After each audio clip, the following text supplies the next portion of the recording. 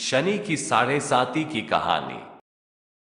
हिंदू सनातन धर्म में मनुष्य की शनि ग्रह दशा के दुष्प्रभाव को साढ़े साती कहा जाता है और इसी से संबंध में आज मैं आपको ये धार्मिक कहानी सुनाने जा रहा हूं।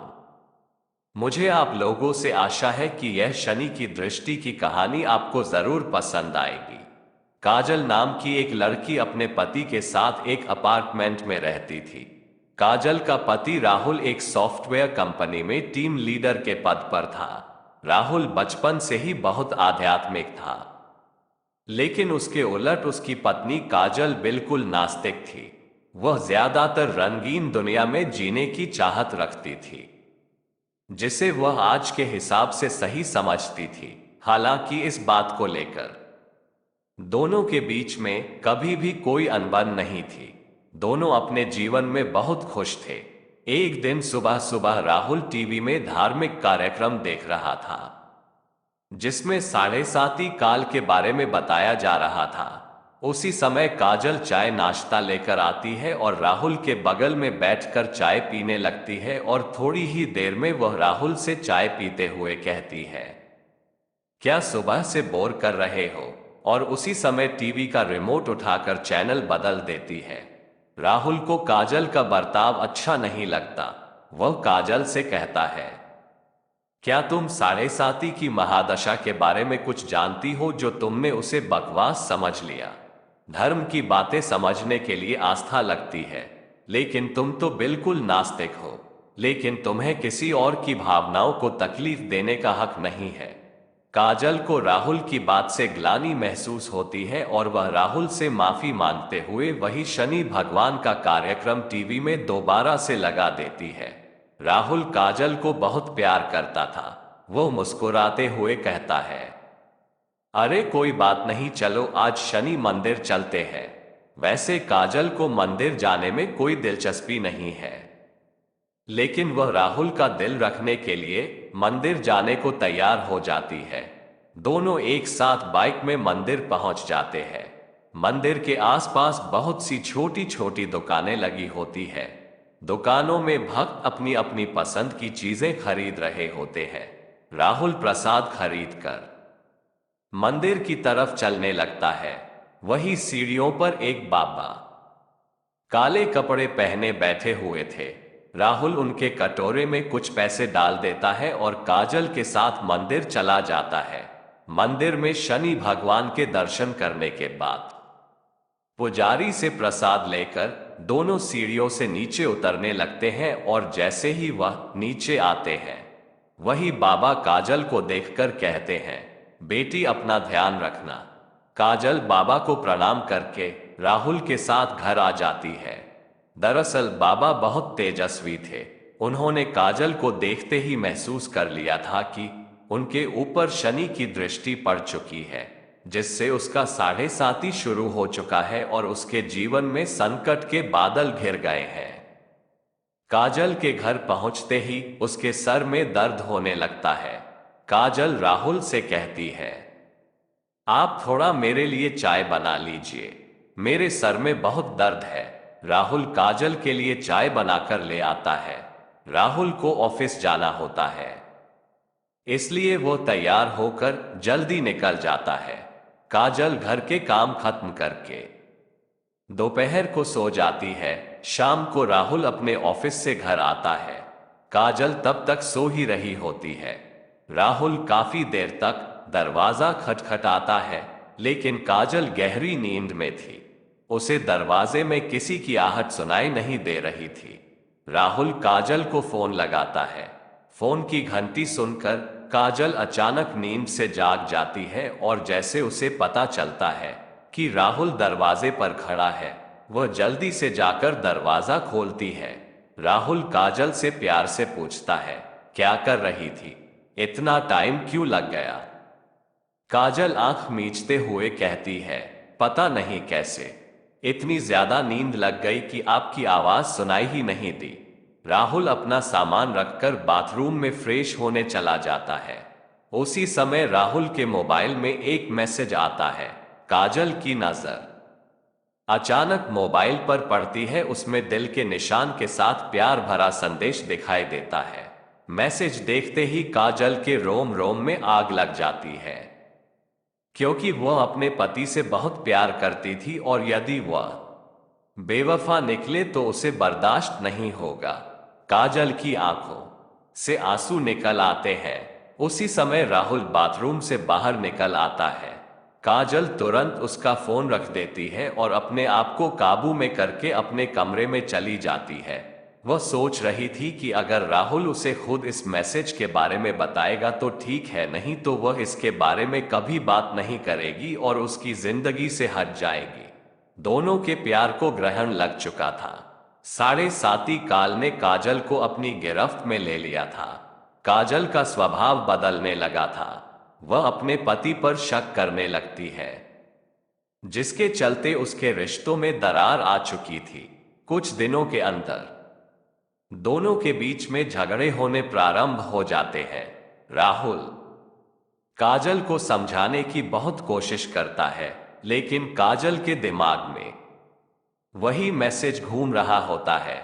वह राहुल की किसी भी बात पर भरोसा नहीं कर पा रही थी।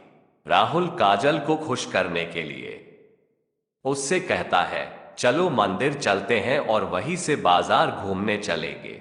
आज कुछ कपड़े खरीदते हैं।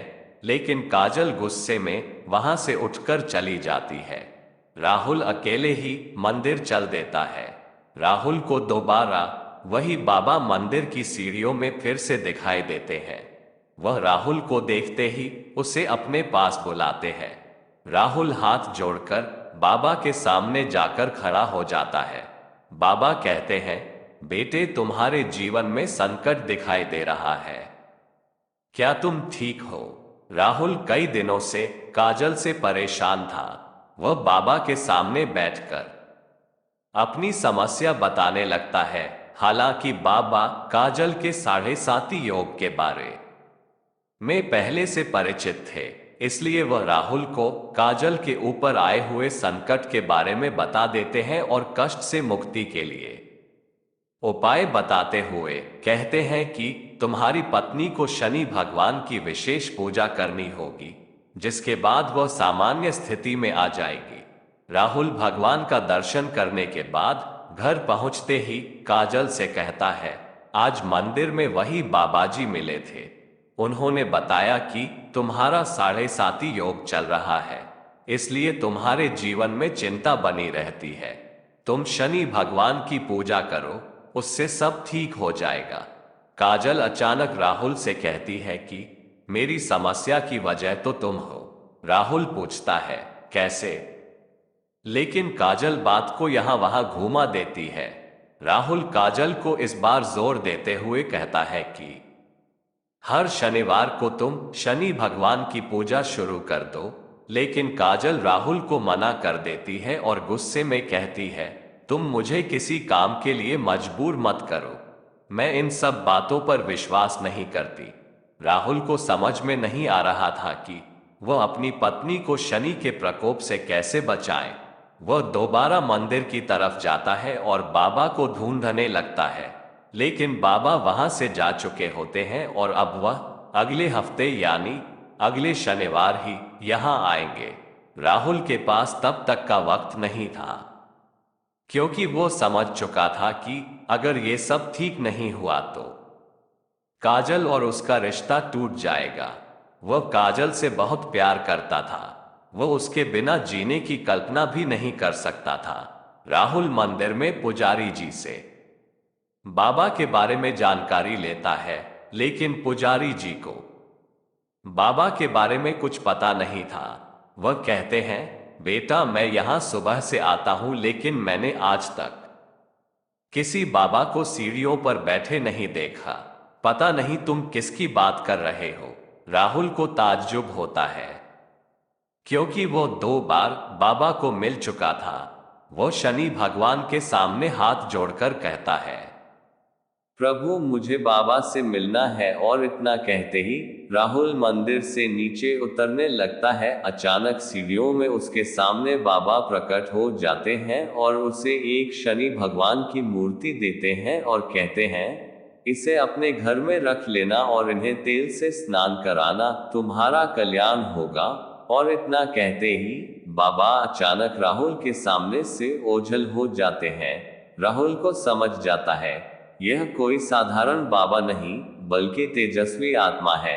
राहुल अपने घर पहुंचकर शनि भगवान की मूर्ति स्थापित कर देता है।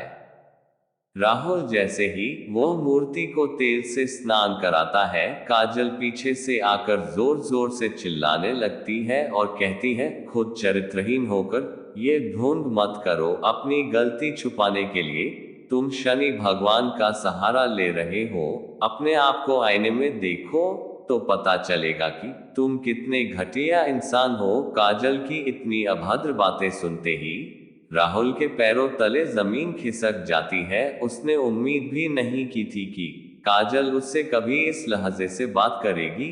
राहुल शांत स्वभाव का था। वह काजल को शांत करते हुए पूछता है, क्या हुआ काजल? आराम से बात करो। काजल तुरंत उसका मोबाइल लाकर वही मैसेज उसके सामने रख देती है। राहुल काजल से पूछता है, यह क्या है? काजल तुरंत कहती है, तुम बताओ यह क्या है और कौन है जिसने तुम्हें यह मैसेज भेजा है? राहुल काजल की बात सुनकर मुस्कुराने लगता है और कहता है, अरे पागल, यह मैसेज उस लड़की ने मुझे नहीं भेजा था, बल्कि कंपनी में काम कर रहे मेरी टीम के एक लड़के ने उस लड़की को भेजा था और उस लड़की ने मुझसे उसकी शिकायत करने के लिए वह मैसेज मुझे फॉरवर्ड किया था। ये बात सुनते काजल का दिमाग शून्य हो जाता है। उसे कुछ समझ नहीं आता। वह जमीन पर बेसुध होकर बैठ जाती है। राहुल उसके बगल में बैठकर उसका हाथ पकड़कर पूछता है, क्या तुम इतने दिनों से इस मैसेज की वजह से मुझसे झगड़ा रही हो? तुम पागल तो नहीं हो गई? एक बार मुझसे पूछ तो लिया होता। मैं तुम्हारे अलावा किसी और लड़की के बारे में सोच भी नहीं सकता। काजल जोर जोर से रोने लगती है और राहुल के गले लग जाती है, अनजाने में ही सही।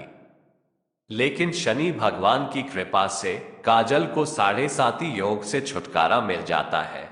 दोनों के जीवन में फिर से खुशियों को न्योता मिल चुका था। शनि भगवान के विराजमान होते ही दोनों के बीच झगड़े की वजह ही समाप्त हो चुकी थी और उनके जीवन में खुशियों ने फिर से दस्तक देना शुरू कर दिया था। और दोनों के जीवन के कष्टों की समाप्ति के साथ ही धर्म की यह कथा समाप्त भी हो जाती है।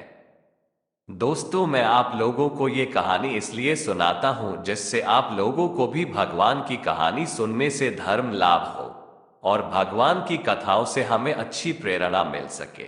दोस्तों, मैं आपसे इतना चाहता हूं कि आप प्लीज हमारे इस चैनल को लाइक और सब्सक्राइब जरूर करना और बेल आइकन को भी दबा देना, जिससे आप तक हमारी वीडियो सबसे पहले पहुंच सके।